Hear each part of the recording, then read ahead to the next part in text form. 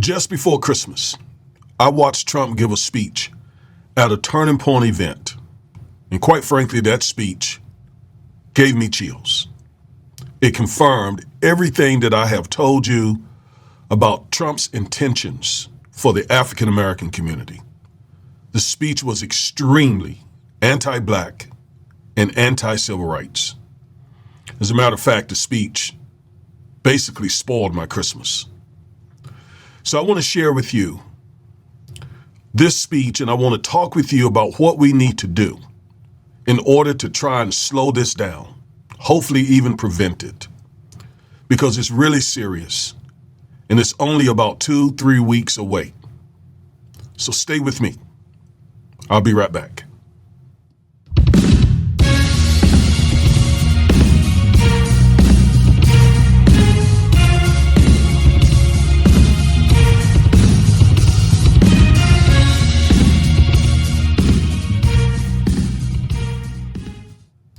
Hello, everybody. I am Reverend and Civil Rights Attorney Augustus Corbett, one half of the Defiant Lawyers.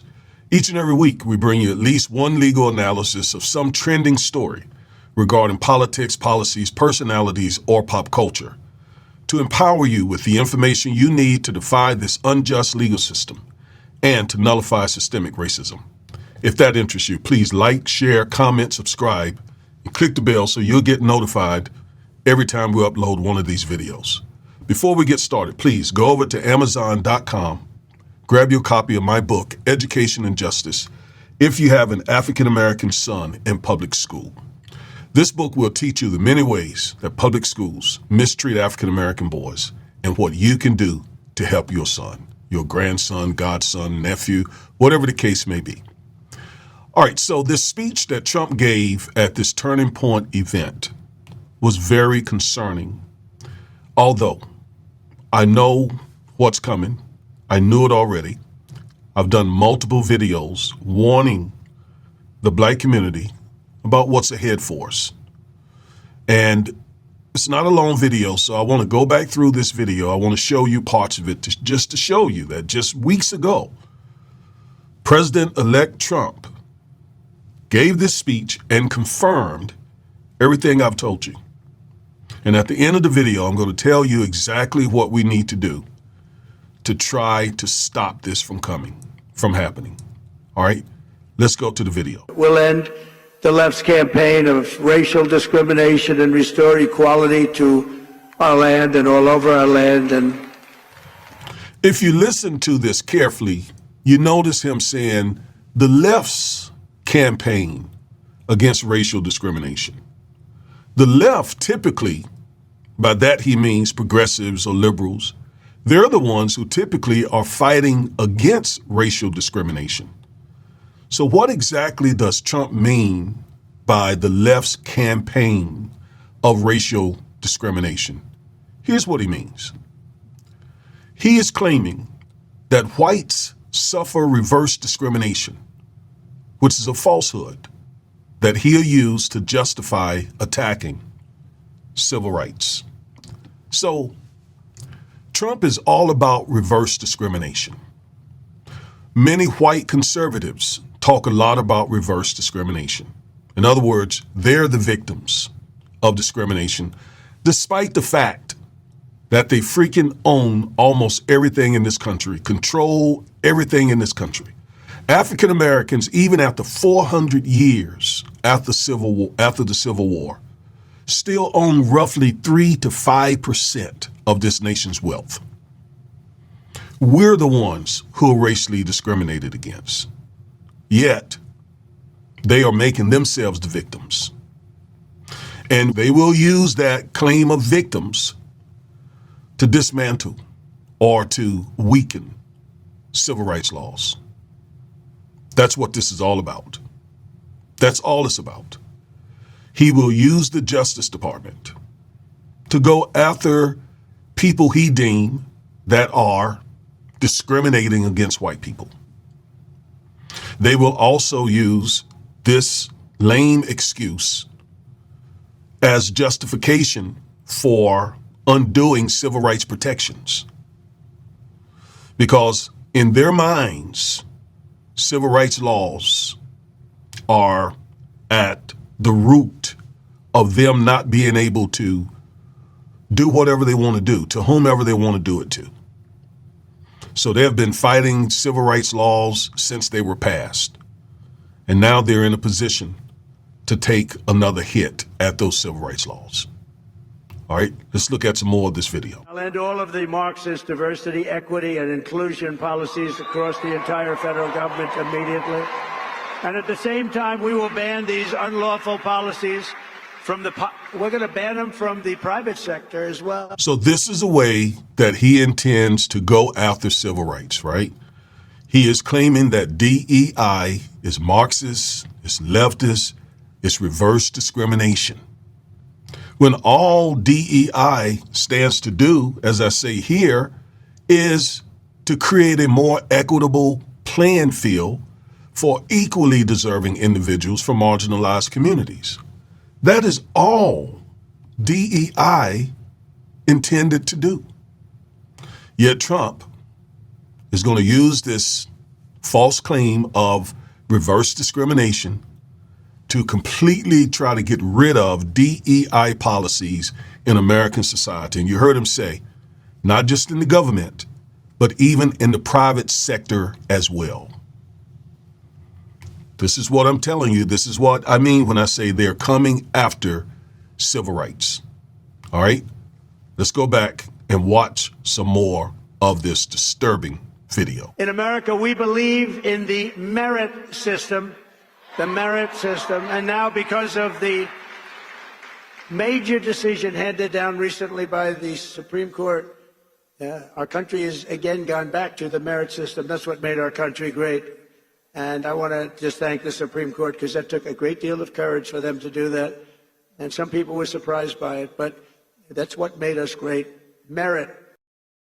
Merit, he says, made this country great. Well, it's anti-merit that actually made this country what it is. What do I mean?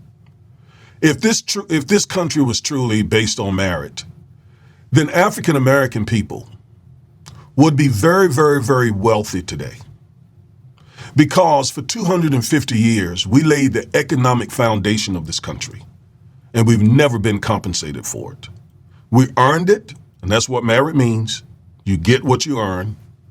We earned being the wealthiest group of people in this country because we did the backbreaking work from sun up to sundown in the fields, laying the economic foundation of this country, but we have never, ever been compensated for it. Never. So this country is not built on mericy. This country is not built on merit. It is actually built on anti-merit. Because not only during slavery were we not compensated, we weren't compensated during Jim Crow either, when we were still doing the backbreaking work under another name, Jim Crow. Practices such as sharecropping, convict leasing, the chain gangs, those were all methods that whites use to rob us of our labor. So he's wrong to say that the country is built on merit. The country is actually built on anti-merit. And as Commander-in-Chief, I will restore the proud and historic names of our great military bases like Fort Bragg. We're going to get them back. Now, isn't that as anti-black as you can be? During the Biden administration, many of those military bases were renamed after honorable black people instead of being named after Confederate generals who fought to keep us enslaved. He wants to put those military bases back under the names of the Confederate generals. Now, again, how much more anti-black can you be? This past week, my wife and I watched the movie Tyler Perry put out about, I think it's 6888, the Army unit of African-American women led by Captain Cheryl Adams, I believe her name is. She did such, and they did such an outstanding job in the Army getting mail out, according to the story. mail that had been backed up and families were not getting and soldiers were not getting their mail. And I know all about that being in the military. Those letters coming from home, I mean, they meant the world, right?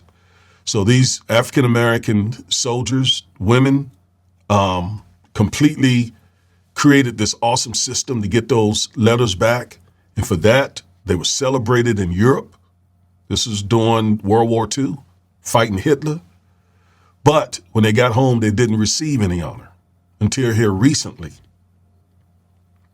Okay? And one of those honors was Captain Cheryl Adams, a military base that had been named after a Confederate general, was then named for her and another African-American soldier. Well, under Trump, you hear him, he promises to take those black people's name off those military bases and put them back under the name of a Confederate general who fought to enslave us. How much more anti-black can you be? All right? How much more? Okay? Anyway, let's hear a little bit more. And woke has to stop, because along with everything else, it's destroying our country. We're going to stop woke. Woke is bullshit.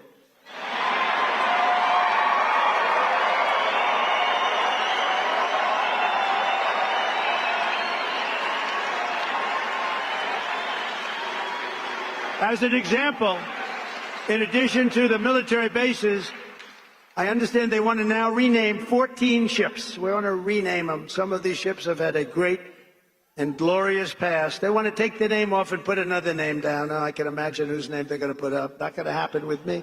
It's not happening with me, I can promise you that. I mean, just how much more anti-black can you be, right?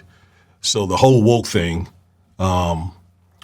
we originally used the term woke to describe awareness of racial injustice. However, white conservatives co-opted and redefined woke to encompass a broad range of progressive views to incite white fear. So they have co-opted the word woke. It means basically to be aware and conscious of racial injustice. That's it. And they have demonized it. They use it to scare whites. Okay? And he's talking about having heard that there are plans to rename some of these ships after blacks. I mean, you can surmise that he's talking about blacks, and you hear him say it with vigor. He says, we know who they want to name these ships after, but it's not going to happen on my watch. It's not going to happen. I'm not going to do it. In fact, I seem to recall the effort to put Harriet Tubman on the face of the $20 bill during his administration, his first administration. And from what I understand, he was the one who blocked that. This is just pure, unadulterated anti-blackness. And in just a couple of weeks, this stuff is going to start. He's going to start implementing it. Let's watch some more. We'll teach our children to love our country, to honor our history, and to always respect our great American flag. Right here, he's talking about what should be taught in school. And so he's insinuating that he will call schools to teach the type of history that white children will not learn about slavery and about Native Americans and the sins of their forefathers. They don't want those children to learn those things. So they're going to hide that. They're not going to teach the truth about what really or how this country was really built and the very, very evil deeds of their forefathers. Evil. They don't want their children to learn those things.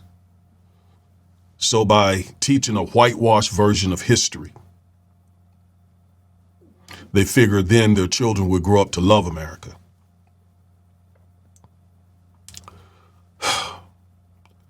Again, just extremely anti-black. So this brings me to the question of what must we do? Well, I have some ideas. Number one, we got to decide to be courageous. Trump wants us to be quiet, but we got to be courageous. We got to speak up. We got to resist this. We have an obligation and a duty to resist this. As a Christian, as a Christ follower, I have an obligation to resist this because it's evil. Romans chapter 13 says that Christians, the Apostle Paul says Christians should respect the government, should respect civil authority. So to me, that means we respect, for example, the office of the president. But then the same Bible tells us that we should not obey unjust laws, that God's laws should supersede all other laws, because God's word is higher than anything else. And God's word, his throne and his kingdom is based on justice and fairness and equity and righteousness.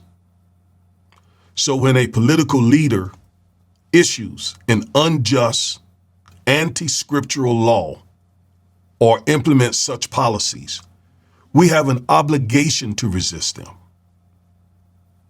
Not just because they will harm us and our descendants, but we have an obligation under God to resist them. Like we resisted slave laws, like we resisted Jim Crow laws. We have an obligation to resist the hateful laws and policies that Trump plans to implement, him and MAGA. All right? So we got to decide to be courageous. We also got to educate ourselves about civil rights. That's why we're doing the Civil Rights Academy. We got to organize. Because if we don't organize, we're just simply going to be reactionary. We're just going to be reacting to what they do. No, we must organize, and we must also mobilize, not just form groups, but to strategize and take action. And fifth of all, we got to raise awareness. We got to raise awareness. We got to tell everyone what's going on. We got to educate them, make them aware of this MAGA agenda. Because again, Trump and MAGA want us to be quiet. Just keep your mouth shut. Go along to get along. And a few African American, especially men, have even joined them.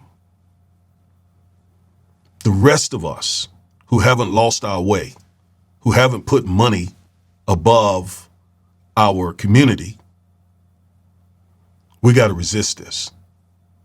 And one of those ways, again, is by raising awareness. Tell everybody what Trump is doing. Your family, your friends, your fellow church members, your fraternity brothers, your sorority sisters, everyone, co-workers, just put the word out there. Okay?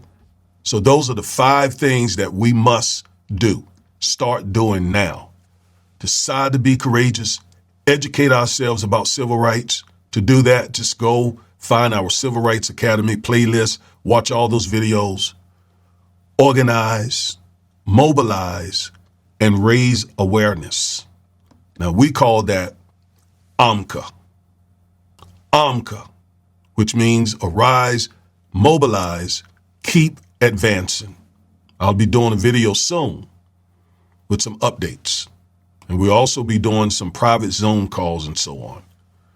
Okay, because again, we can't just sit back and just let this happen. Past generations of African Americans, they fought this stuff. We're not going to be the generation that sits back and just allow Trump and MAGA to roll back these precious civil rights laws. Okay? All right. Again, I'm Reverend and Civil Rights Attorney Augustus Corbett. Thank you for tuning in, and until the next time, peace.